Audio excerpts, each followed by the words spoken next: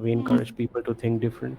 We encourage people to look for alternative ways to resolve issues, resolve conflicts, and they can do that because they are allowed to fail.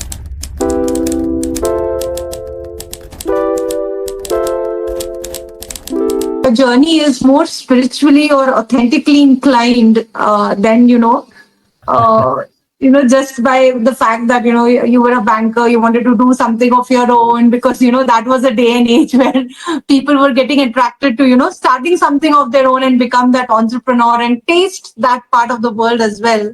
But what I sense from you is something completely different to what I have sensed from people that I've spoken with.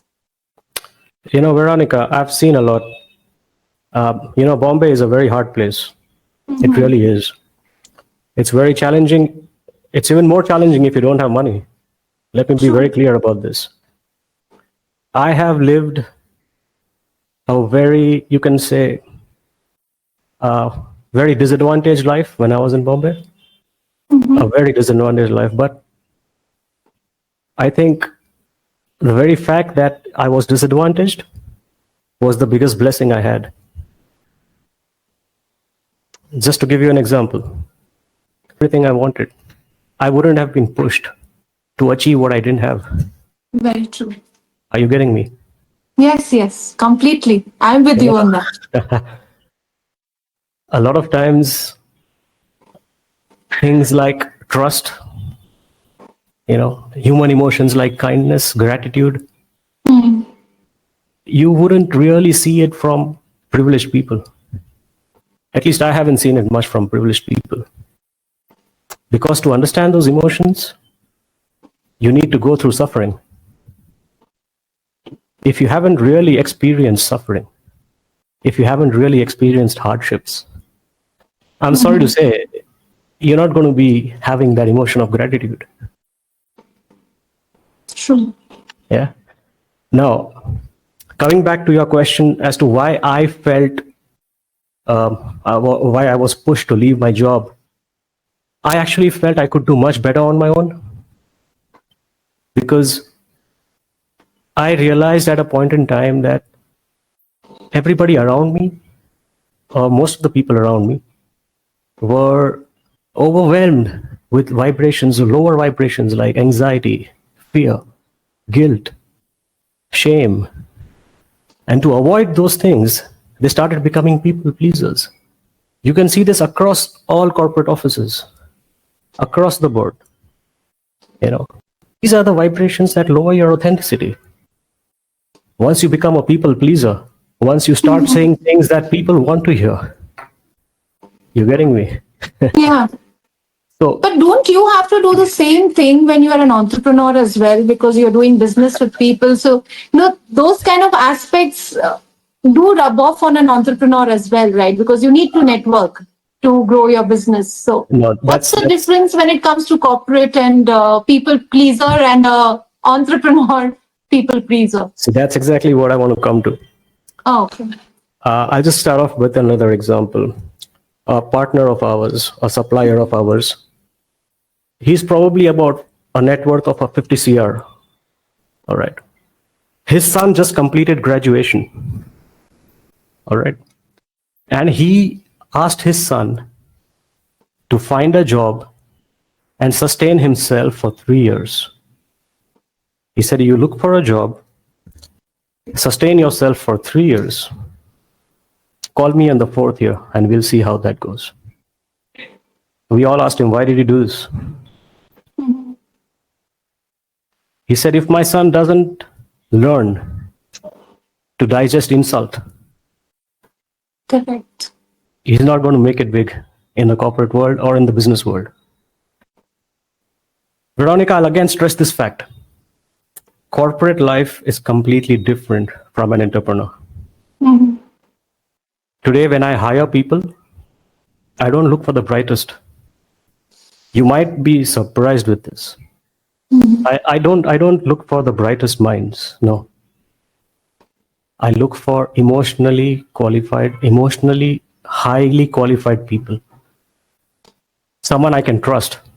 Because that for me ranks up here. I don't consider myself to be that bright either.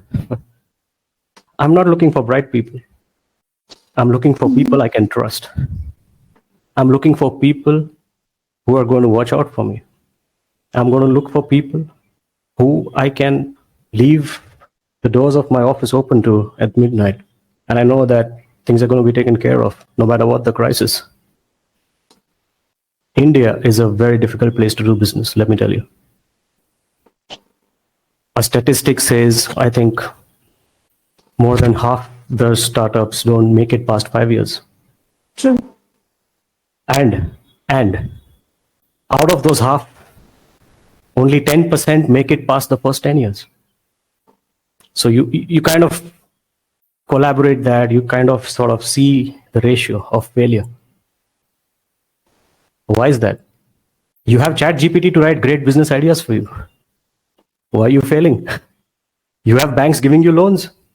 Right. Government schemes are there to support you. Why are you failing? You're failing because of the people that are involved with you. You need to have people you can trust. You don't need IIM, IIT guys to run a good business for you. We are being in business for the last 16 years now. 15 years, sorry. And over a period of time, of these 15 years, the people who I got associated with in terms of my staff, I don't call them staff, I call them my associates actually. They are my biggest asset. I don't have problems like retention, employee retention. No, I don't have it. This was going to be my question, but you just answered it. You have guys like Wipro and Infosys reporting in their numbers about employee retention. Right. Because it's all, the employee hiring is done in a very monotonous way. It's done like robots. People are not robots. We human beings. All of us are. Right? All the people that are involved with me have been with me through these 15 years. People have joined the ship, nobody's jumped the ship. Do you think we didn't see hard days? We saw COVID. We saw just GST transition. We saw demonetization. As a small business owner, those are like hammers. The only reason I got through all of those is because of the people that are involved with me. You know, doing business in India is like going to war. Believe me on this. You only win a war if you have the right brother in arms with you. If you have the right people with you. And it's very difficult to recognize those people. It's amazing that, it is just how you shared that you had, like, I'm myself amazed, like 15 years people have stuck with you. I mean, almost like the day you started your business. That's right. So what do you think is the key to this kind of a success, to retain those people? Is it, and how did you judge the character of the person that is coming in, like, going to hire?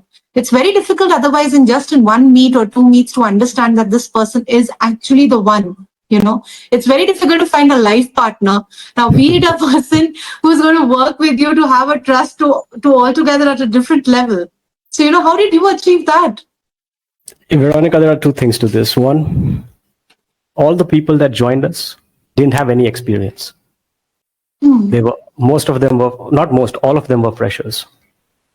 Zero work experience. And when you meet someone, like in that way, I would say blessed. When I meet someone,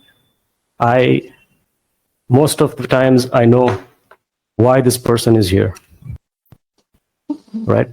Now, there are certain parameters that I have on the basis of which I sort of take a call, right?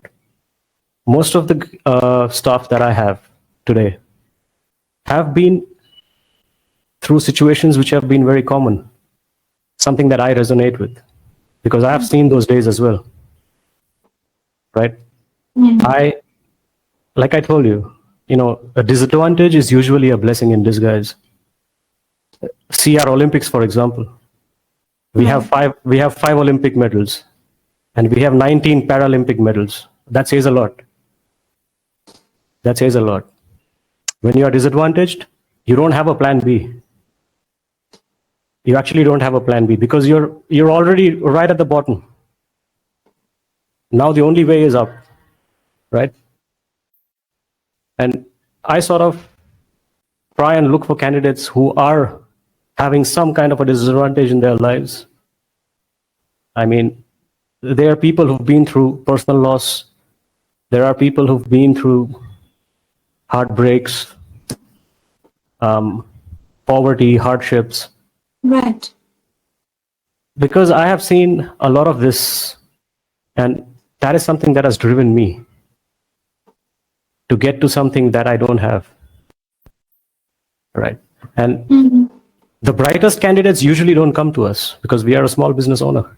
We're not Infosys, we are not Wipro, we are not TCS. The brightest minds never come to us.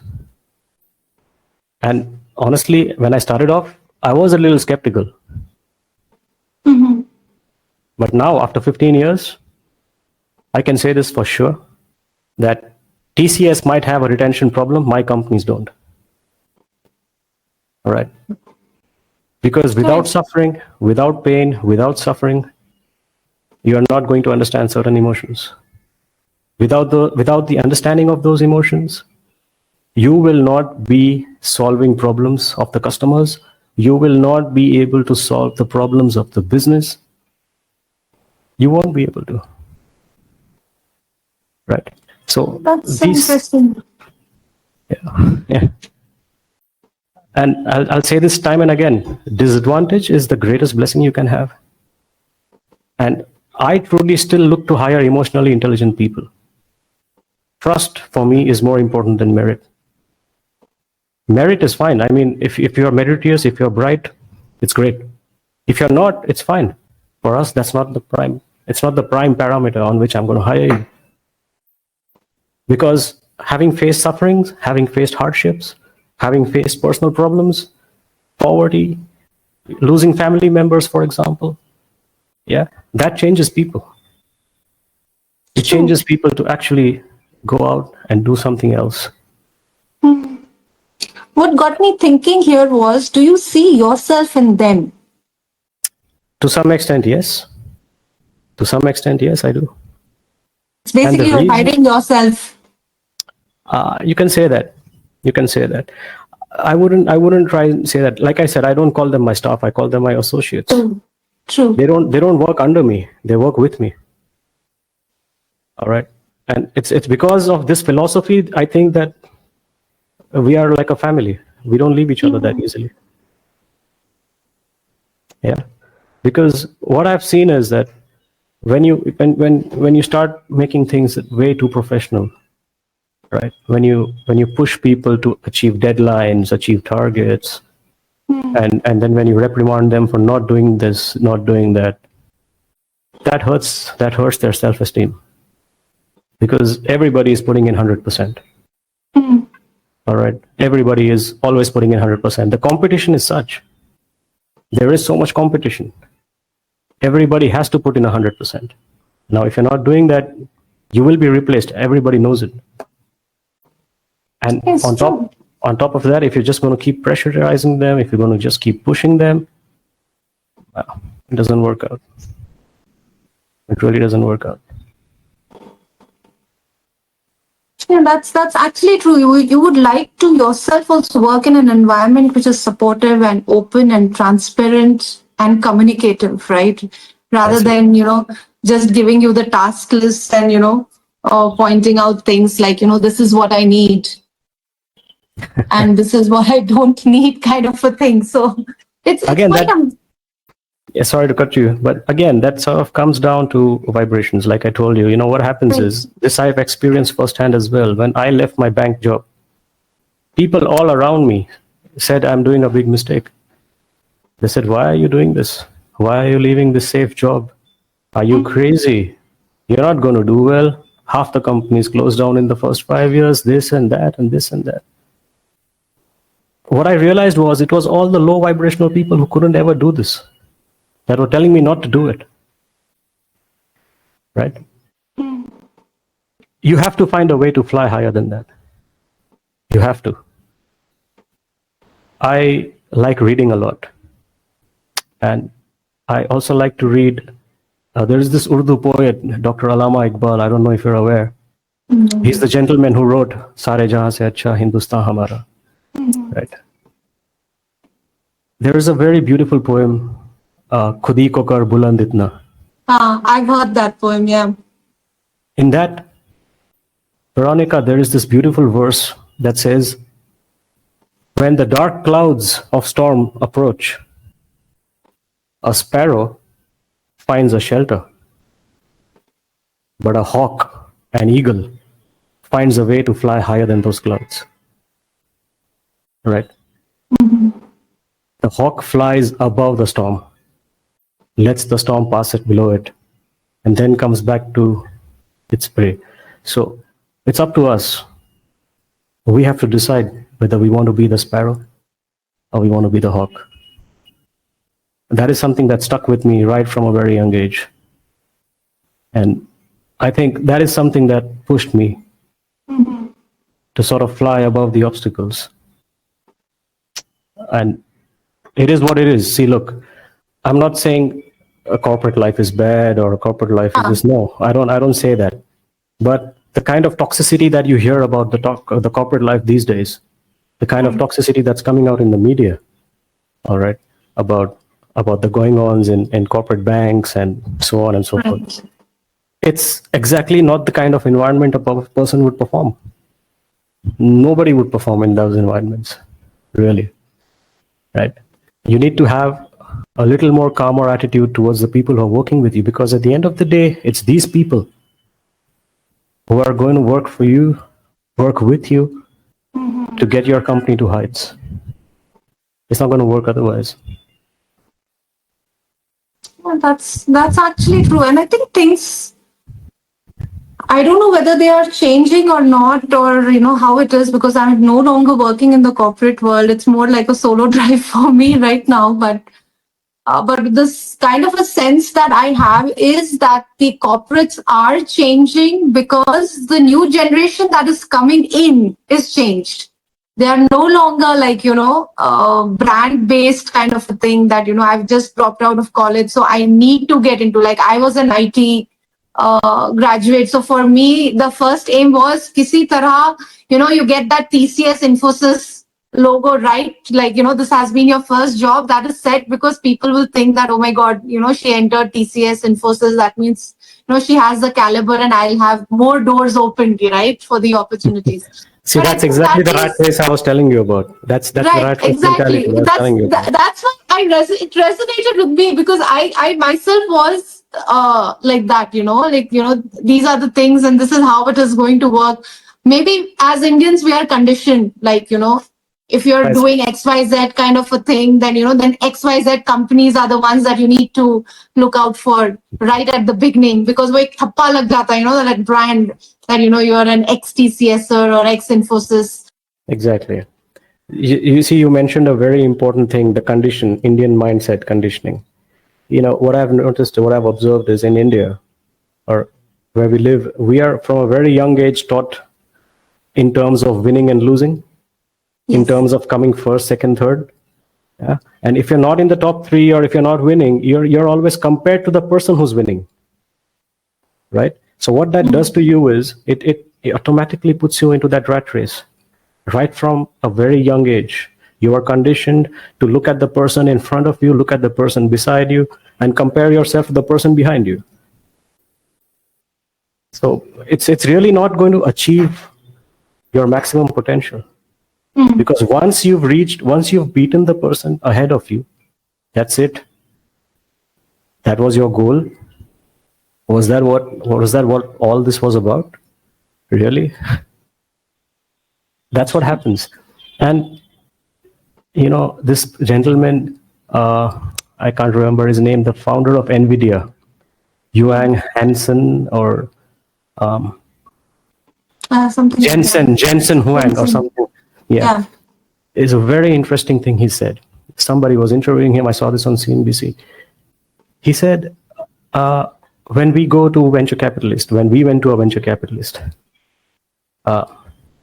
venture capitalist didn't invest in our ideas. NVIDIA is basically about AI, right? They're about this AI and semiconductors and chips and this and that. It's probably the best performing stock in the US right now. It's a horror cake. The VCs said, we're not going to invest in your idea. They said ChatGPT can write a good idea for you. Mr. Hensing said that the VCs, they invested in the team that I had. They invested in the people, not in the idea. Ideas is fine. Everybody gets an idea every day. Who are the people who are going to execute it? They are the ones that matter. True. That's how he sees this. And if he, being him in the US, all right, he's worth millions and billions of dollars, is a person who's coming and saying that the funding I got was on the basis of the people that I had. It wasn't on the basis of my idea. That speaks volumes about what I'm trying to say. True. Right? And again, I'll say this.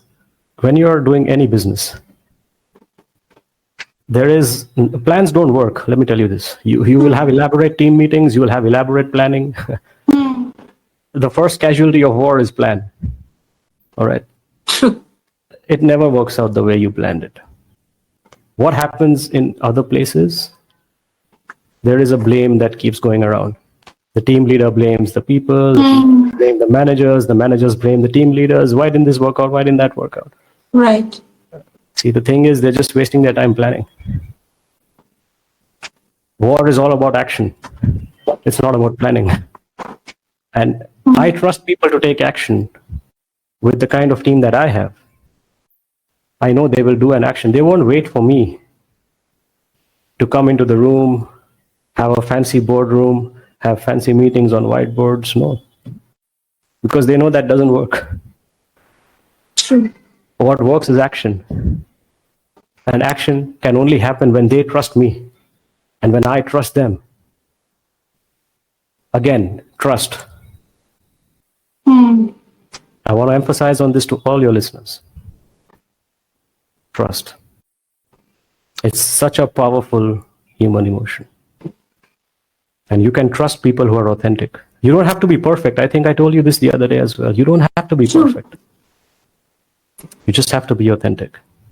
Because the moment you look for perfection, you will have to give up on your authenticity. You'll have to become a people pleaser. You'll constantly be thinking of fear of failure. Whereas my people who work with me, they are allowed to fail. They know this, that they are allowed to fail. Just how many managers or how many team leaders can say this today? That I allow you to fail. Go ahead, do this. Do it in the way which you would do it. Even if there is failure, it's okay, we'll take care of it. I can say this to my people. I'm not sure how many others can say this. That's strong.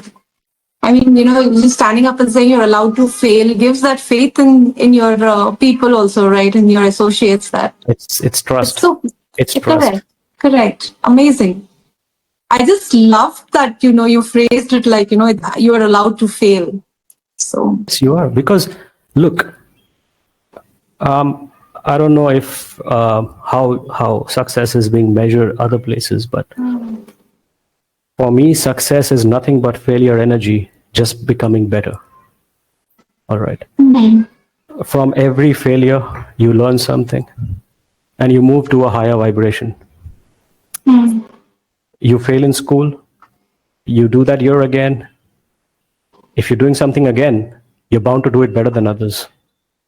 Right? You go to college, you fail, you'll do it again. You're bound to do it better than others.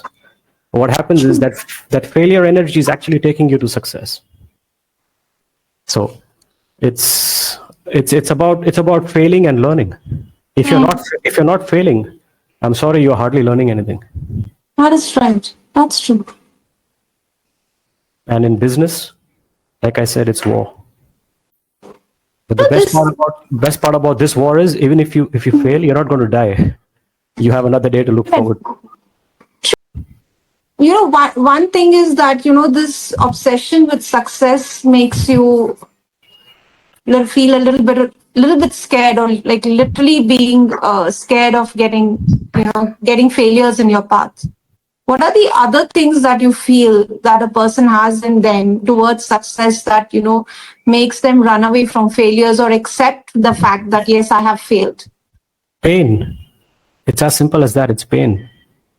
It's the pain of failing, of facing society, of facing your parents, or facing your friends or your family. It's the pain of it.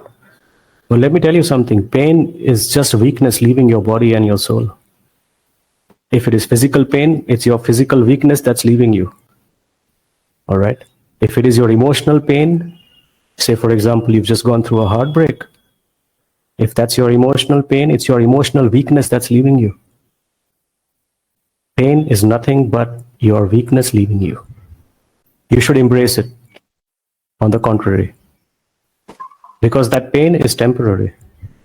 But once it's gone from your system, you emerge stronger. There's this saying that what can't kill you makes you stronger. They, Right. they forgot to add pain. They forgot to add the pain part in it. This is how the whole thing works. Once that pain leaves you, you are invincible. And that's the toughest thing to do. Yeah, it is. And it doesn't happen overnight. Like I said, True. It's a failure energy. Once you embrace that failure, once you fail, you get pain. It's not very pleasant. But once you start living with it, once you start overcoming it, once you start flying higher,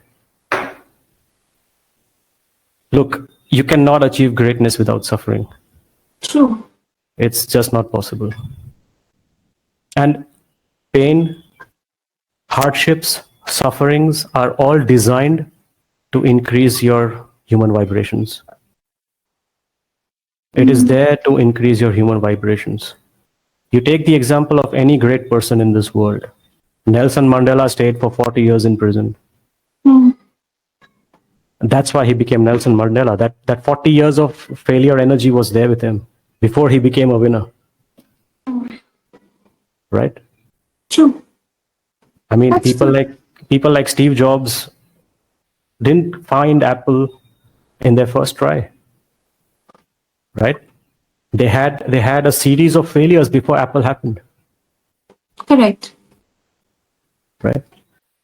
Pain is temporary, but you have to embrace it. You have to embrace the suffering that comes with it. You have to embrace the failure that comes with it. So to say to my point that I allow my people to fail, it's very important. Because now they know that whatever happens, I'll take care of it. It's the trust. And I straight away remove that fear of failure. It's gone completely. Right?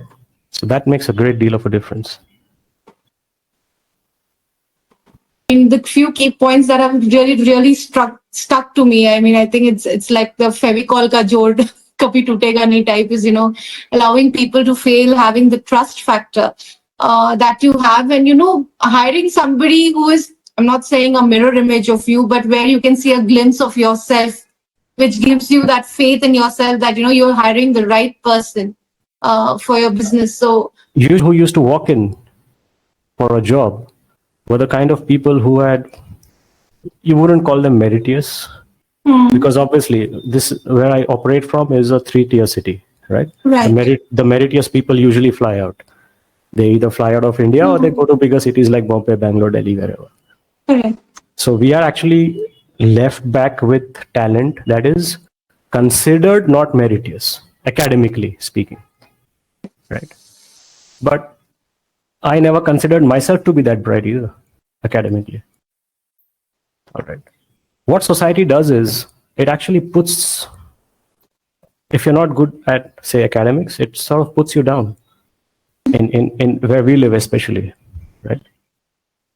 Academics is considered to be like the benchmark. So you're saying that someone who's not academically that bright doesn't have a right to a good life? Absolutely not. Because such people are usually emotionally very intelligent. They can understand when a customer is going to blow up. They can understand beforehand when a crisis is going to come. These are emotionally intelligent people because they have seen suffering. They anticipate these things. All right. A bright, meritorious person might not anticipate a crisis that's going to hit them because they've never been in that situation. You understand what I'm saying? Yes, completely. And to an extent, these are the people who I can trust. It's because they've been through those hardships, it's because they've been through those situations. Their society has not given them that opportunity, which to some extent, everybody deserves the right opportunity. All right. They don't speak fluent English. They don't sort of have a deep understanding of how the world economy works and all that fancy stuff. But they know for sure which client of mine is going to need which product at which time. They anticipate the basics perfectly. It's all about getting the basics right, and these people usually have the basics right. Right. And the rest of the things that you told, and they can be groomed into. So, Yeah, yeah. Like I said, you don't need good ideas. Chat, mm, Chat GPT does that for you. You have like a million tools these days correct. to do so many things. Right? You True. can Google it. Everybody can Google things. And once you have the right team with you, once you have the right people working with you, it makes a lot of difference. True. So the definition of success in our society, which has been ingrained in our brains, it's actually quite the opposite if you look deeper. And I think the definition of success is something which is very personal as well, right? Like in the sense that what I consider as success might not resonate with somebody else because for them it is something completely opposite to what they think. So it's like kind of to each his own Yeah, kind of a yeah, scenario. precisely, precisely. And there is no one perfected way, or there's no one holy grail that you got to follow, right? True. And that is something that we encourage as well in our organization. We encourage people to think different. We encourage people to look for alternative ways to resolve issues, resolve conflicts, and they can do that because they are allowed to fail. All right. Correct. They know I have their backs. Mm, All right. And when they work without fear,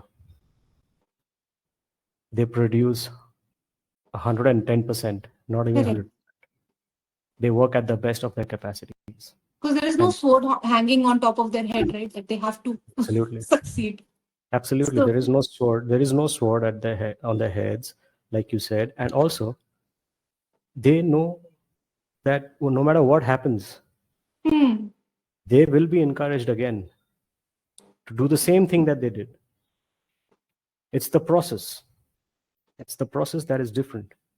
And I think for that is the biggest reason for the success of my companies.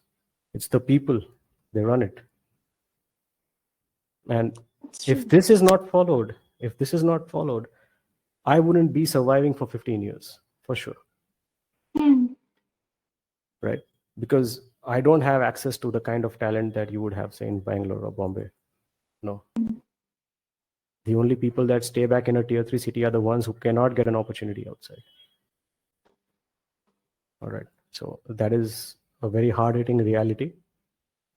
But they perform nothing less than, say, a person performing in Bombay or Delhi or Bangalore or any tier 1 city. I wouldn't keep that to just this mindset of being meritorious or being bright. No, no, doesn't work that way. Now, at this on this note, I'm completely with you because every anytime I read an article, that says, I am pass out, get so and so package. There is this. I mean, my daughter keeps telling you, you're cringing again, and I'm like, again, I read this article. I mean, I don't know why, but are they overrated, or the fact that either they're too brilliant, to have something like this, or people have money just to give away, and they want to give away Look, to the people it's coming up from, beyond, beyond a point. It's all semantics, to be honest with you. correct, Okay, it's all about grabbing the headlines. It's all about semantics. It's all about a photo op kind of a thing. right. Be- Because look, if you have an angry customer on the call, all right, you have an angry customer who's dissatisfied with the product, who's dissatisfied with the delivery. Hmm. And I am graduate. I'm not sure how they would be able to handle it, but I know how my guys will be able to handle it. Right. And I can say it for sure that they will be able to resolve it in their way, Hmm. whatever way it is. All right. At the end of the day, the job gets done, Correct. right? And it's the reality of businesses in India that when you are involved in brick and mortar kind of businesses like we are involved in mining, we are involved with engineering parts. All right, now these are brick and mortar things that are getting done by people and being supplied to companies. When you have, say for example, a client who is not happy with the quality, for example, all right, I know for sure issue will be resolved by my quality guys. They will be paying them a visit, they'll be sorting things out. I don't need I don't need, how to say this, I don't need someone who's bright to do this job, but I need someone who can understand what my client is going through at that point in Hmm. time to resolve this issue. You understand? It's Right. like if they don't understand the other side in a human way, they will not be able to respond to solve the issue, Correct. because Yeah, it makes sense. a lot of this is actually done on a very human to human thing. It's on a very Hmm. personal, it's on a very personal relationship basis, right? And you don't need to go to fancy B schools for that. You just need a bit of empathy, a bit of kindness, and you need to be uh, trusted in. That's about it. And yeah, I think most businesses are missing this point these days in bigger cities. I see this when I travel. They have these strict deadlines and they have these people, they're being pushed all the time.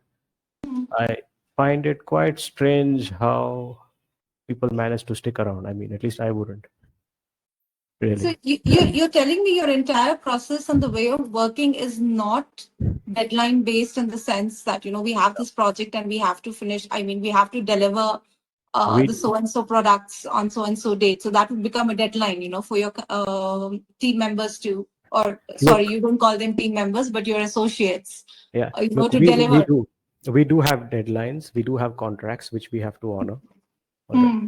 but those contracts are very realistic. Okay. All right, because we take Just to into grab account. the business, you are not going over the board and saying that, yes, I mean, things that might take a month. I'm just giving an example, like something that might take a month. You're not saying, okay, we are the company that can finish it in 2 weeks, and you make your, associates work day in and day out to just go for that deadline of 2 weeks. No, we don't do that. We don't do that because we know it's not humanly possible. All Hmm. right. And another thing is, look, there is this whole motto of uh, under promising and over delivering and all that stuff. Yeah. I kind of stay away from all that. When we meet with our clients, we tell them this is going to be the time limit in which it will be done. All right. If it is not done, you will have two options. One, we give your money back, whatever advance if we have any. We cancel the contract. Two, we sit down, renegotiate the contract, extend it. Any contract can be extended. I've been working Right. 15 years in a business. I know any contract can be extended. All you need to do is pick up the phone and talk to the people across the line. All right. For whatever reason that it's not been done. Correct. Now, uh, our experience in doing business with Indian companies is they are very rigid. नहीं, आपने 20 days बोला था, 21 days कैसे हुआ? Hmm. Yeah. And it's so ironic that outside India, it's not like this. Just the other day, we had like such bad floods. I don't know if you've read it in the news. In Gujarat, there have been floods all over in the last two Right, months. right. Right. All our contracts have gone through the roof. It's all been tossed out of the window last 2 months. I called up all my clients. I said, this is the situation. Hmm. What do you want us to do? They said, take your time. If there's anything we can do to help, let us know. Right. It's not that much of an effort. All you have to do is pick up the phone and talk to the people across the line. Yes, set realistic timelines Hmm. in the first place. Right. Just to do business and you are like under what is that? I don't know, under delivery and over promise and all that. It's just jargon, and it's just at the end of the day, it just sucks the energy out of your team. It puts them under the bus for nothing. For what? I mean, they are not going to get part of the profit. Are they going to get any profit from that? No. They're just going to get a salary, which they would anyway get by doing the job in a realistic timeline. Correct. The difference is they will stick with you if you have a realistic timeline with you. Otherwise, they won't. You will have issues of attrition. Every quarter, when you are reporting to CNBC, you will say 10,000 people left me and went. I mean, how proud are you to say that? Hmm. It's nothing to be proud of, sorry to say. Right? So Right. you need to set realistic deadlines. A. B. So if things don't work out the way you want it to work out, you can always pick up the phone, just talk to the other side. 9 out of 10 times in my experience, everybody understands. Because there is a genuine reason. There has to be a Correct. genuine reason, right? And if there is a genuine reason, people do understand. And just to make it very clear, we don't compromise on contract times on a regular basis. No, that doesn't happen. Because the process is set in such a way that the management doesn't even get involved with the deliveries. It's all on autopilot, it's all working. And it's because people are given the freedom Hmm. to run things their way. When you give the freedom to run things their way, the productivity just increases straight away because there is no fear of failure. They know they're not going to be held with a noose around their neck if something goes wrong. No, that's not going to happen. Yes, obviously, under normal circumstances, if contract timelines are getting delayed, the persons are being held accountable. Hmm. All right, but they are also being given a chance to explain themselves. Correct. Right, and if that explanation is valid enough, we put that across to our clients. This is what's happened. Are you ready to give us more time? If not, you let us know what compensation you want. Right? Because I cannot lose my people Hmm. for one contract. No, that can't happen. Because I know what they are doing for me over these years and what they have done for me over the years. Right? Hmm. It's not something that I will make someone a sacrificial lamb. No, that won't happen. What I have clearly understood really is that, your key to success, I think no matter what kind of businesses you will do in the future, but the kind of businesses that you're doing now is just because that you have made sure that your companies are built on people, not just contracts, not on numbers, not on, how many clients you have and other stats that come with businesses, but it's built on people. And those are the people who are helping you scale to the level that you are right now. So that's an amazing sense to gain from you. But unfortunately, I would like to continue this conversation, to be really frank. It is only that I just went on the timer right now and I'm like, okay, we might be going a little out of time, but definitely one thing is there, Abhishek. I would be definitely calling you back to Insiders Talk because there's so much more to discuss. It is just True. one aspect, but I think it is the key strengths that you hold, which many don't in today's time. That is people, the right people. A lot of corporate out there, I would like to request them that please look at people as people. Don't look at them as just a number. They are people, they are humans. And no matter how much AI you're going to bring in, uh, I don't think you can replace humans because you need someone to prompt the AI. Yeah? Correct. And that's not going to happen automatically. So you need the right people to work with you. That's what's going to take you places. And thank you very much for having me, Veronica. It was really a great pleasure to be here. It was also a great honor to be here and speak to you and all your listeners and budding entrepreneurs and entrepreneurs as well. Thank you so much for this opportunity.